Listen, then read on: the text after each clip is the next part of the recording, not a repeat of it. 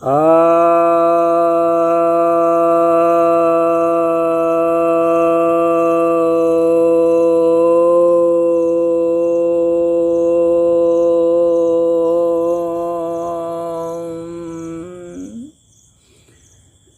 भक्तजनों को सप्रेम नमन। भक्तों, एक जिज्ञासा ये है कि क्या भारत अभी सही दिशा में जा रहा है? आप क्या परिस्थिति देखते हैं? तो देखिए, भारत वह राष्ट्र है जो युगों युगों से सत्य पर, न्याय पर चलने का दिशा निर्देश देने वाला, उपदेश देने वाला रहा है। तो यह अपने मूल सिद्धांत से, जो सत्य, न्याय है, करुणा है, कर्म के सिद्धांत हैं, उससे भटक नहीं सकता। सहयोग का सिद्धांत है, समता का सिद्धांत है। तो अपने वैदिक सिद्धांत से यह भटक नहीं सकता, क्योंकि इसके पोर पोर में बसा हुआ है। जब तक वैदिक धर्म भारत में है, उसका वर्चस्व है, तब तक भारत सही दिशा में ही चलेगा। अब राजनीतिक मजबूरियां कुछ रहती हैं, जिसके कारण कभी कभी बीच में लगता है कि विचलित हो गया भारत, भटक गया। लेकिन इसके केंद्र में तो मूल जो वैदिक सिद्धांत हैं, एक कुटुंब मानने के, सबके दुख को दूर करने का, सबके स्वस्थ होने की बात करने की, सबको उसका भाग देने की बात है, समता के व्यवहार की बात है। ये इसका सेंट्रल पॉइंट है, कार्डिनल पॉइंट है। यहाँ से ये भटकता नहीं है। थोड़ा बहुत इधर उधर हिलता है, और उसी दौरे में कभी जातिवाद पनप गया, कभी कुछ पनप गया, इस तरह से बातें होती हैं। लेकिन अपने मूल पर यह लौट के आता है। यहाँ ऐसे साधु संत, महात्मा, अवतार, पैगंबर सब आते रहते हैं, दूत आते रहते हैं, जो कुछ न कुछ विचारक आते रहते हैं, दार्शनिक आते रहते हैं, जो सदैव इसे भटकने से बचाते रहते हैं। जो द्वयम तृतीय दर्जे के भी लोग होते हैं, जिनकी संख्या ज़्यादा होती है, वे भटकाने की कोशिश करते हैं। लेकिन उच्च स्तर के भी लोग आते रहते हैं, जो उसे रास्ते पर लाते रहते हैं। तो भारत इसलिए भटकने का चांस कम है। अब रही वर्तमान, अब राजनीतिक बात यदि कही जाए तो ठीक है। अभी भारत में भारतीय जनता पार्टी की सरकार है। ये लोग अपनी तरफ से प्रयास कर रहे हैं कि ठीक है सरकार चले, लेकिन क्या हमारे जो आदर्श हैं वहाँ तक हम पहुँचे हैं? नहीं पहुँचे। क्या सबको न्याय मिला? नहीं मिला। क्या समता आई? तो नहीं आई। क्या रोजगारी सबको उपलब्ध हो गई? तो नहीं हुई, बेरोजगारी है। क्या शिक्षा सबको मिल गई? सही शिक्षा मिली, समान शिक्षा मिली? नहीं मिली। तो कहने का मतलब है कि हम लोगों ने बहुत मामूली सी उपलब्धि हासिल की है। हम लोग का लक्ष्य बहुत दूर है, बहुत दूर।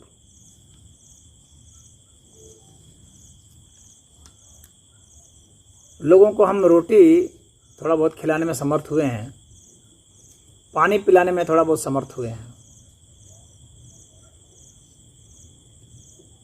लेकिन जो आदर्श स्थिति हमारी है वहाँ तक तो हम नहीं पहुँचे हैं। और अभी हम जो चल रहे हैं, अभी तत्काल तो ऐसा नहीं लगता कि हम वहाँ पहुँच भी पाएंगे अभी। लेकिन यदि हम उन सिद्धांतों को देख लें जहाँ तक हमें पहुँचना है, और उन विधियों को देख लें जिस विधि से पहुँचना है, तो फिर भारत सही दिशा में चल पड़ेगा।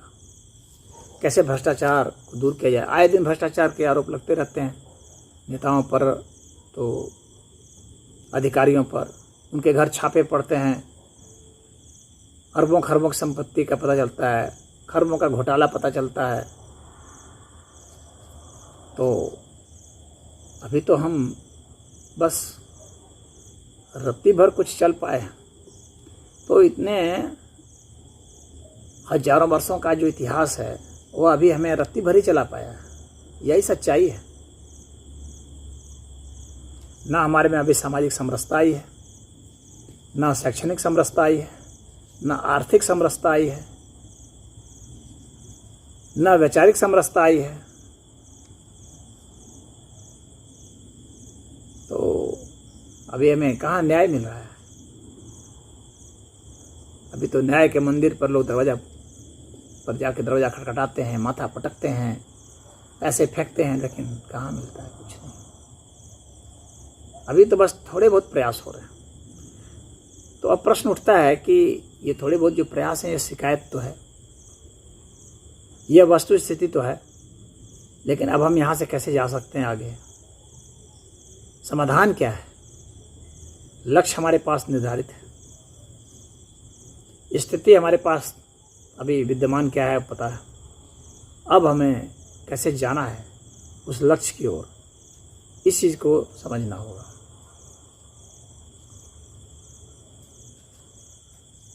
तो अभी तो हमें भिन्न भिन्न चुनौतियों से सामना करना है। जब हम राजनीतिक समरसता की बात करें तो अभी लोकतंत्र कहाँ आया है? लोकतंत्र तो है नहीं, नेता तंत्र है। नेताओं के द्वारा शासन किया जा रहा है, जनप्रतिनिधियों के द्वारा किया जा रहा है। तो हम उस दिशा में क्या कुछ कर रहे हैं? जो अधिकार हमें वोट का मिला था, आज जब संविधान बना तब से लेकर आज तक, क्या राजनीतिक समरसता की ओर बढ़ने में हमने कुछ कदम उठाए? तो कुछ भी नहीं उठाए। जनता को कानून बनाने का अधिकार कहाँ मिला? जनता को अधिकारियों को आदेश देने का कहाँ मिला अधिकार? अधिकारियों से हिसाब लेने का कहाँ मिला? सिर्फ सूचना का थोड़ा सा अधिकार मिला है, वही सूचना बता दीजिए, वो भी सभी विभागों में नहीं। उनको आदेश देने के अधिकार की तो बात ही छोड़ दी। तो जनता का तो अधिकार बहुत थोड़ा सा है। वोट देने का अधिकार 5 साल में 1 मिनट का है बस। तो इतना ही तो राजनीतिक समरसता हुई है, बाकी सारे तो विभेद ही हैं पड़े हुए। तो इस दिशा की ओर जाना पड़ेगा, हमें जनता को कानून बनाने का अधिकार देना पड़ेगा। और ये कंप्यूटर और स्मार्टफोन के जरिए हो सकता है संभव। नेताओं से छुटकारा पाना होगा। जो पार्लियामेंट से कानून अभी नेता पास करते हैं उसको जनता से भी पास कराना होगा। अभी हमें कदम आगे बढ़ाने होंगे, उस दिशा में आंदोलन करने होंगे, और जो राजनीतिक पार्टियां हैं उनको इन मुद्दों पर चुनाव लड़ना होगा, और जनता को अंत में सत्ता ट्रांसफ़र करके विदा होना होगा। तब हम राजनीतिक समरसता में पहुंचेंगे, उस आदर्श स्थिति में पहुंचेंगे। इसके बाद बात आती है आर्थिक समरसता की। तो आर्थिक समरसता का मतलब यह नहीं है कि सबको बराबर बराबर धन हो जाए, ऐसा होगा भी नहीं। प्रतिभाएं अलग अलग हैं, इच्छाएं अलग अलग हैं, योग्यताएं अलग अलग हैं, कामनाएं अलग अलग हैं, खर्चे के तरीके अलग अलग हैं, आय के तरीके अलग अलग हैं, अलग अलग पद हैं, अलग अलग जिम्मेवारियां हैं। तो जाहिर सी बात है कि आय भी अलग होगी, खर्च भी अलग होंगे, सब होंगे। तो भी हमें एक न्यायपूर्ण आर्थिक समरसता चाहिए, जहाँ पर भेद बहुत ज़्यादा नहीं हो, अंतर बहुत ज़्यादा नहीं हो। यानी हमें अनुपातिक समाजवाद चाहिए। बिना इसके किसी भी प्रकार का जो प्रयास हम करेंगे वह प्रयास बहुत सफल नहीं होने वाला है। तो मैं यह कह रहा था कि आर्थिक समरसता के लिए अनुपातिक समाजवाद की ओर बढ़ना हम लोग के लिए बहुत अनिवार्य है। जिसमें संपत्ति का जो अनुपात है देश के सबसे अमीर और देश के सबसे गरीब के बीच में, वह 20 और 1 का होना चाहिए, क्योंकि प्रतिभा का अधिकतम अंतर इतना ही संभव है। तो कोई व्यक्ति कहीं भी काम करता हो, कैसा भी काम करता हो, यदि वह वयस्क है तो आय और संपत्ति का अंतर जो है इससे ज़्यादा होना न्यायपूर्ण नहीं है। तो हमें इस ओर बढ़ना है और इसके लिए हमें जो भौतिक मुद्रा है इसको समाप्त करके हमें डिजिटल करेंसी की ओर जाना है और सभी की जो संपत्तियां हैं सभी प्रकार की उसको दर्ज करना है और जो संपत्तियां हैं, परिसंपत्तियां हैं, उसका जो कागज़ है जो कि उसकी ऑनरशिप को बतलाता है उसको दर्ज करना है और उसको भी ट्रांसफ़र किया जा सकता है। ऐसा सरकार को करना पड़ेगा, तब जा कर के 20 और 1 का अनुपात स्थापित किया सकेगा। सबसे अमीर आदमी के खाते से सबसे गरीब आदमी के खाते में ट्रांसफ़र किया जाए धन और ऑनरशिप, जो भी एसेट्स हैं उसके पास, अचल संपत्ति है, उन सबको। इस प्रकार से 20 और 1 का अनुपात हम स्थापित करते हैं और हर वर्ष इसको रेशनलाइज किया जाए इसी तरह से। तो एक चैनल में बहेगा सभी का धन। सामाजिक समरसता के लिए, जातिवाद को समाप्त करने के लिए यह जरूरी है कि स्वजाति विवाह को प्रतिबंधित किया जाए, यानी अंतर्जातीय विवाह कंपलसरी हो जाए, तभी जाकर के जाति प्रथा का अंत होगा। अन्यथा ऐसे अंत नहीं होगा, नारे देने से अंत नहीं होगा। हजारों वर्षों से ये चला आ रहा है और इसका निदान बस यही है, कानून से आपको इसे रोकना होगा। उपदेश से यह नहीं होने वाला। बहुत साधु संत आए, उपदेश दिए, बहुत समाज सुधारक आए, कह गए, कहने से क्या होता है? कानून से होगा और निश्चित होगा। धार्मिक समरसता के लिए यह जरूरी है कि एक धार्मिक संसद, धर्म संसद बुलाया जाए और जो सत्य, क्योंकि धर्म वही है जो सत्य है और विज्ञान भी वही है, तो जो भी धर्म, जो भी संप्रदाय, जो भी विचारधारा अपने को सही सिद्ध करना चाहते हैं वे आएँ और जो नहीं आएंगे उनको अंधविश्वास घोषित किया जाए और ऐसे को प्रचारित करने भी नहीं दिया जाए। अंधविश्वास की धारा के तहत उसको प्रतिबंधित कर दिया जाए, उतने हिस्से को, जितना हिस्सा जिसका गलत है, और जो धर्म संसद में छन करके जो बात सही आती है उसी को ही राष्ट्र धर्म घोषित किया जाए। एक राष्ट्र धर्म की, सत्य धर्म की स्थापना हो, तब धार्मिक समरसता आएगी। विभिन्न धर्मों को एक जगह जमा करके यह कहना कि ये भी सही वो भी सही, ये सब फर्जीवाड़ा है, ये नहीं चलेगा, ये पाखंड है, धोखाधड़ी है। सभी धर्म सही कहाँ है?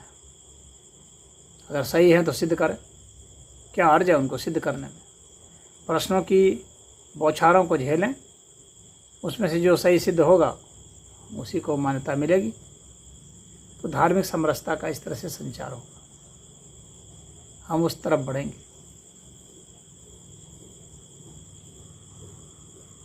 सभी सरकारी कार्यालयों में ब्रेन स्कैन मशीन लगाई जाए, सभी अधिकारियों की ब्रेन मैपिंग होगी, देखा जाएगा वो कितना जो है भ्रष्टाचार करते हैं। नहीं करते तो वो सिद्ध हो जाएगा नहीं करते हैं।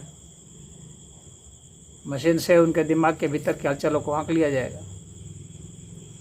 तो इस तरह से थॉट रीडिंग का सिस्टम शुरू करना पड़ेगा। टेक्नोलॉजी से ही होगा, भ्रष्टाचार को ख़त्म करना होगा। और भौतिक मुद्रा नहीं रहेगी, डिजिटल करेंसी रहेगी तो कैश में भी भ्रष्टाचार नहीं हो पाएगा, घूस नहीं ले पाएंगे, ना दे पाएंगे, तो ऐसे समाप्त हो जाएगा। तो इस तरह से हम लोग प्रशासन को भी निर्देशित कर पाएंगे और किसी के भी अति को रोक सकेंगे। जहाँ तक न्याय प्रणाली की बात है तो 24 घंटे न्यायालय खुले होने चाहिए। जजों की ड्यूटी 24 घंटे होनी चाहिए, अलग अलग शिफ्ट वाइज जज हों। न्यायालय कोर्ट कभी बंद नहीं होना चाहिए। और सभी धाराओं में यह निर्धारित किया जाना चाहिए कि कितने समय में इसका निपटारा हो जाएगा। इसको अनिश्चित करके नहीं छोड़ देना चाहिए।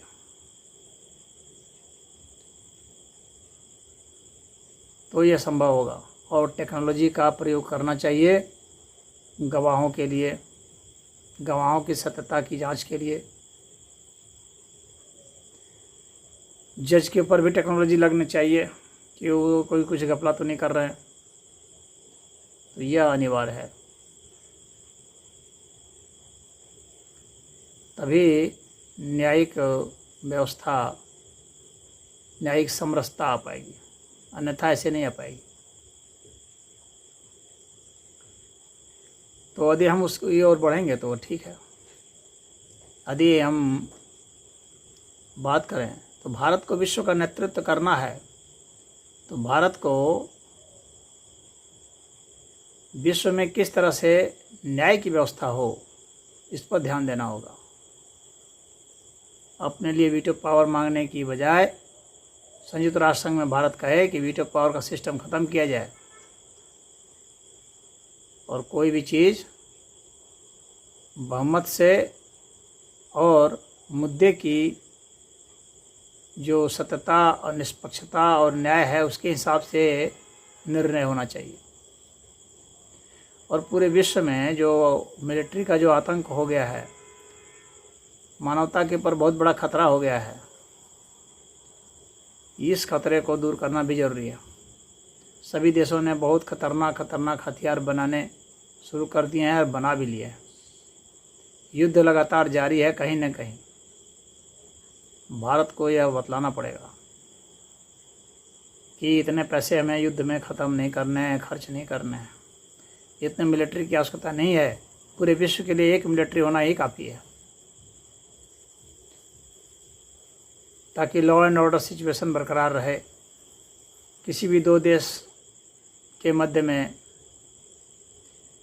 जो आक्रमण होता है तो उसमें जो अन्यायकारी है उसको दबाने की भी व्यवस्था होनी चाहिए। तो सबकी मिलिट्री बाकियों की भंग कर दी जाए या सीमित कर दिया जाए या बहुत छोटी कर दी जाए। सिर्फ सभी राष्ट्रों को पुलिस रखने की इजाज़त दी जाए। मिलिट्री सिर्फ विश्व स्तर पर एक हो।